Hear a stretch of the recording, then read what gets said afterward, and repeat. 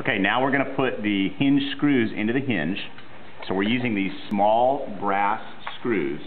And you have to be a little bit careful about driving these screws. If you're using very hardwood like maple or oak, then it's a good idea to drive a steel screw in first to make the threads of the hole, then take that steel screw out and put the brass screw in behind it. Regardless of which method you use, you also need to put a little bit of wax on the threads of the screw, so that'll help lubricate the threads while it drives into the wood. Alright, I'm going to use the drill tip on the DeWalt screwdriver, and I want to set the clutch. This right here is a clutch. I want to set the clutch fairly low so that I don't strip out the screw.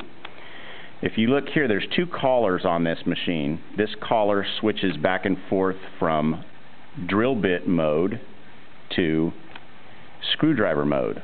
So I want to be on screwdriver mode, and I want to set my clutch pretty low. I'm going to go down around 3 or 4 to set my clutch. This is a soft piece of wood.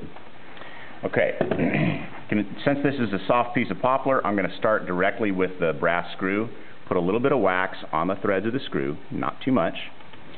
Hold the hinge onto the hinge gain, and then drive that screw in using the cordless driver.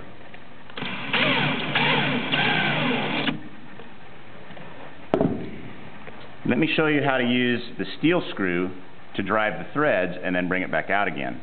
Put a little bit of wax on the steel threads, drive the screw in, take this back out, and now since the threads are already cut, I can directly drive a brass screw into the hinge hole. Again, I'd only do this if I was using really hard wood like maple or oak.